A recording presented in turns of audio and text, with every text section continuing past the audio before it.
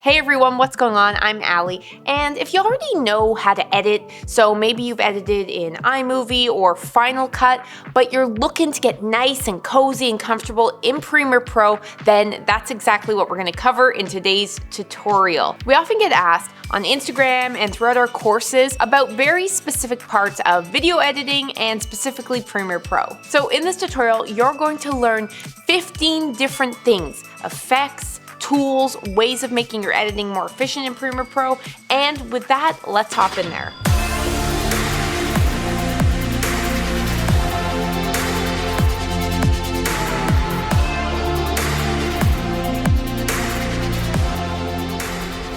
So if you want to customize your workspace and move some stuff around, it's very simple. You can click on a tab like Effect Controls. You can drag it around your screen. If I were to drag it to the right of the program window and then let go, we would have our Effect Controls window as its own panel in this new position on our workspace.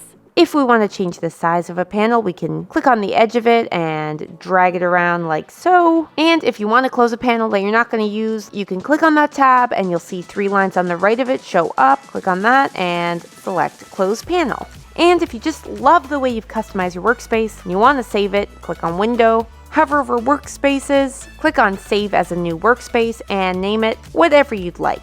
Great. Next, let's import some footage. To do that, you'll want to select your project panel, right-click in it, choose Import, select your footage folder, and Import Folder. Great, now we have our footage folder with 10 items in it. I'll just click on List View. Great. Now I could either double-click on this folder to check out what's inside. Let's go back to Icon View for a second. Cool, close that. And I could also click on this drop-down menu to see what's inside that folder. We can click on this folder and drag the entire thing onto the timeline. Awesome. When we did that, we automatically created a new sequence. You can rename that sequence by clicking on it and renaming it. Awesome. You can also create a new sequence by clicking on this new item icon, clicking on Sequence, and choosing any of the available presets, or you can go into the Settings tab and customize your sequence based on your footage. Now, depending on how fast or how slow your computer runs, instead of watching playback as you're editing in full resolution, you can choose to watch it back at half the resolution or a quarter of the resolution. Doing this will degrade the quality you're seeing as you edit, which is fine because it's just for editing purposes, but it will make playback run faster. I like to keep my playback at half the resolution. One of the first things I do when I have my clips on the timeline is I scrub through them and I see if there's anything that I can really quickly change. And as you can see here, we have a few clips that were filmed upside down.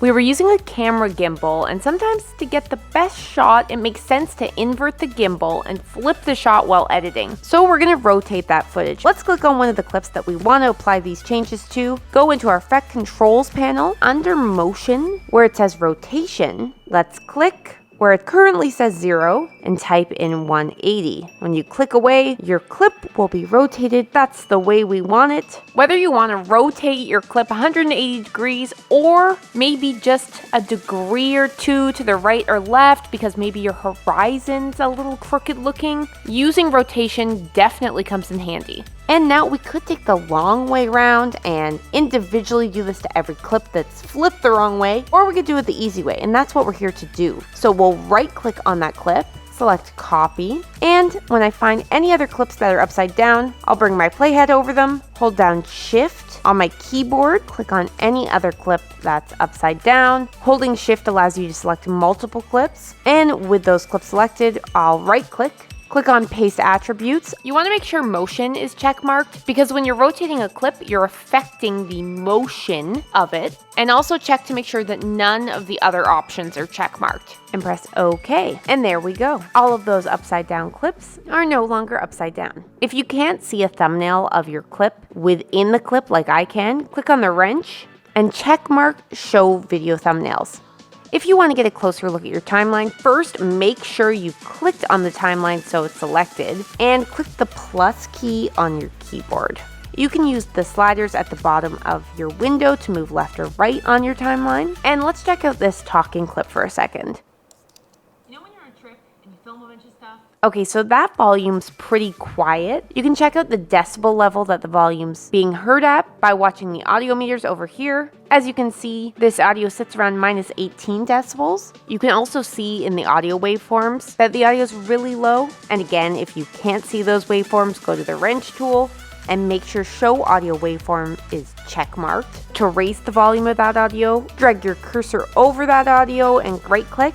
Click on Audio Gain, and we can adjust gain by 15 decibels. And you'll see when we did that, the audio waveforms got bigger. And as we play that through, the audio meters now show that it's playing around -6 to -3 decibels. Since all these other clips are just B-roll clips, I want to delete the audio tracks that are showing. To do that, hold down Shift on your keyboard and select all those audio tracks. Press delete on your keyboard and there you go, they're gone, but the footage still remains on the V1 track. So let's say you want to keep your dialogue footage on one track and you want to keep your B-roll clips on another track. Drag over all your B-roll clips and drag them up onto the V2 track. Let's say I want this B-roll clip to play and to show as we're talking. I can very simply just drag it to the left over top of the talking clip, and with the playhead just before where this B-roll clip starts, we can press the spacebar to play. When the playhead gets to that B-roll clip, the B-roll clip shows. Now, even though we have a ton of stuff on the V2 track, let's say we want to only see what's going on the V1 track where our dialogue is. We can click the eyeball icon to toggle the V2 track off. So we still have all of those clips on the V2 track, we just can't see them right now. We'll turn that eyeball back on. In our audio tracks, we have S. Let's click on it. That solos the audio on that particular track. Click on that again to turn solo off. If we want to mute a track, we can press M. If we want to lock a certain track in place, like let's say we want to make sure that this dialogue footage stays in place while we move around clips on the V2 track, let's click this lock button on the V1 track, the A1 track, and the A2 track. And now that dialogue clip is locked. So see, I'm trying to drag it over on the timeline and I can't. But I can still drag the B-roll clip on the V2 track that is not locked around.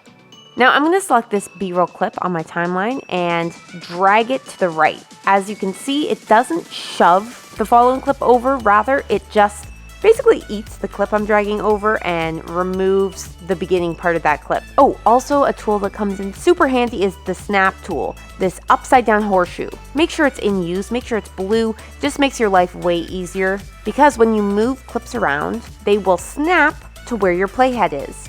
Let's turn it off for a second. See, now as I drag this B-roll clip over, it doesn't snap to where the playhead is. So when you're moving clips around, it takes more time to find the spot you want them to sit at. We'll turn that back on. Sweet. If you want to make an edit point in any of your footage, also known as a cut, you can go over to your toolbar here, click the razor tool, and click on the area of your clip that you'd like cut. There you go, there's the cut.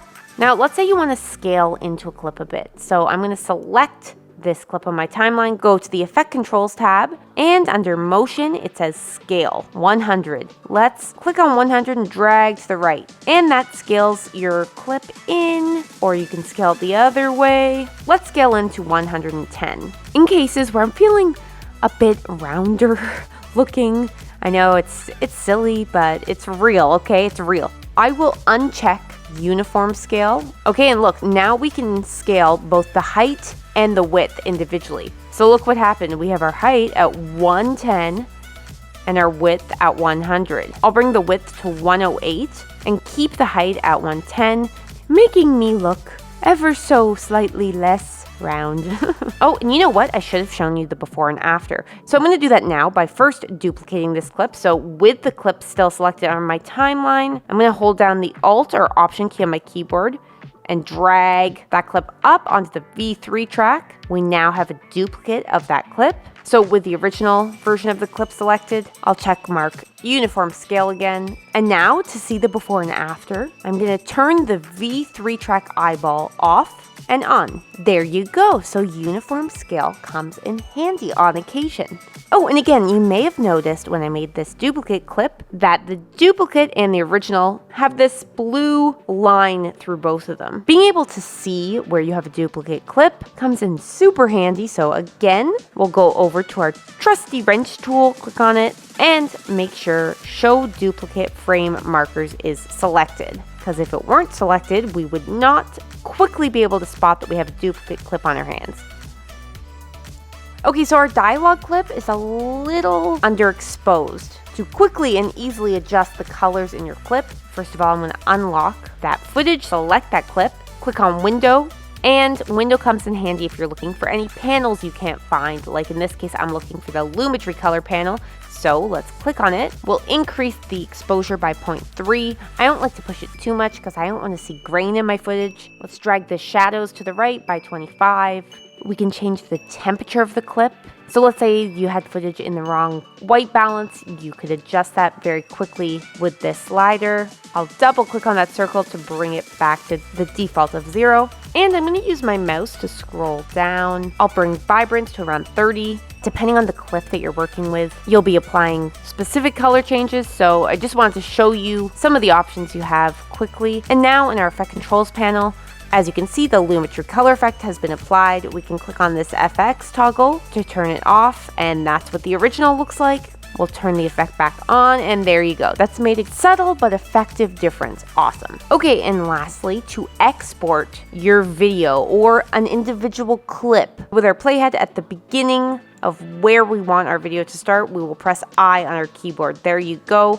This in is set. If we want to move it, we can click on it and drag it to the right or back to the left. And now I'm going to scrub to the end of this clip and press O to create an out point. I'll drag that over just a little bit more. And there we go. We have our in point and our out point. So now everything within this in and out point that is visible, so eyeballs on, and that is not muted, so neither of these clips are muted, is going to be exported. We can go to File, Export, Media, and here's where you would customize your settings for your export, or you could simply choose a preset by clicking on Preset. Let's say we want to export this in YouTube 1080p Full HD. Let's click that. Where it says Output Name, click on that. Select the folder that you'd like your exported video to show up as. Change the name of it. Select Save. You can see a summary of the export settings under Summary, and press Export. And there you go. Those are 15 different things that you need to know if you want to get started in Premiere Pro. If you're looking to dive deeper and learn more as a beginner when it comes to Premiere Pro, we'll put out a free 40-minute plus tutorial on our YouTube channel. I'll link it somewhere here about how to use Premiere Pro. And if you're looking for a more in-depth course about Premiere Pro, Will's created a 3-hour Premiere Pro class that's going to take you from beginner to pro. I'll link it in the description below. And we're filmmakers, so every week here on YouTube, we put out new videos about filmmaking, editing. So if you want to see more, then subscribe to our channel, join our family. I said that in a non-weird, non-culty way, and I look forward to seeing you in future videos.